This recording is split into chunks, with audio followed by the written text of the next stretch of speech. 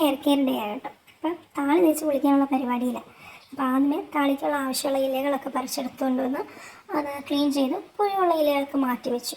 അതോടുകൂടി തലയിൽ തേക്കുന്നത് പണി കിട്ടുപോയി. അപ്പോൾ അതിന് വേണ്ടി എടുത്ത സാധനങ്ങൾ ചെമ്പരത്തി, തുളസി, ചെമ്പരത്തിയില, പേരയിലയും എടുത്തു. അപ്പോൾ അതൊക്കെ കുനുകുനാന്ന് ഇച്ചിരി വെള്ളം കൂടി എടുത്ത് മിക്സിക്കകത്തിട്ട് നല്ലോണം അടിച്ചെടുത്തു, പേസ്റ്റ് പോലെ. നമുക്കിത് വേണമെങ്കിൽ അരിച്ചെടുക്കാം, അരിപ്പേ കൂടെ. അപ്പം തരിതരാന്ന ഇലകളൊക്കെ നമുക്ക് മാറി കിട്ടുമല്ലോ. പക്ഷെ ഞാൻ അതേപോലെ എടുത്തു. ഇച്ചിരി മുടിയല്ലേ ഉള്ളൂ, നല്ല കട്ടിക്ക് തന്നെ ഇരിക്കട്ടെ എന്ന് വിചാരിച്ച് അങ്ങനെ എടുത്തു. അതിനുശേഷം തലയിൽ അത് കുറച്ച് നേരം ഇരിക്കട്ടെ, ഒരു അരമണിക്കൂർ ഇരിക്കട്ടെ. ശേഷം ഞാൻ നമ്മുടെ മുരിങ്ങമരം ഉണ്ട് അവിടെ. അപ്പം മുരിങ്ങയില എടുക്കാൻ വേണ്ടി പോവാം. അപ്പോൾ ഞങ്ങൾക്ക് അവിടെ പണ്ട് മതിലില്ലായിരുന്നു, മതിൽ പൊട്ടി കിടക്കുമായിരുന്നു. അപ്പം കഴിഞ്ഞ 2-3 ദിവസമായിട്ട് ഞങ്ങൾക്ക് ബംഗാളി ചേട്ടന്മാർ വന്ന് അവിടെ മതിലൊക്കെ കെട്ടി തന്നു. നാളെ രാവിലെ ഞങ്ങൾക്ക് മുരിങ്ങയില ദോശ ഉണ്ടാക്കാനുള്ള പരിപാടിയില്ല. അതാണ് മുരിങ്ങയില പറിക്കാൻ പോയത്. അപ്പോൾ ആ ഒരു ഗ്യാപ്പിൽ താളി തലയിൽ ഉണങ്ങുന്ന ഗ്യാപ്പിൽ മുരിങ്ങയില പറിച്ച് അത് ക്ലീൻ ചെയ്ത് വെച്ചിട്ടുണ്ട്.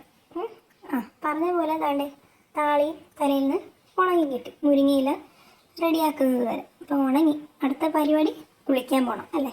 അപ്പം കുളിച്ച് താണ്ടെ സുന്ദരിയായിട്ട് വന്നിട്ടുണ്ട്, ഒരു ഹെയർ കെയർ ഡേ ഒക്കെ ആയി കഴിഞ്ഞിട്ട്. അപ്പോൾ ഉണങ്ങിയിട്ടില്ല, മുടി അവിടെ ഉണങ്ങട്ടെ. അപ്പോൾ അടുത്ത വീഡിയോ ആയിട്ട് കാണുന്നവരെ ബൈ.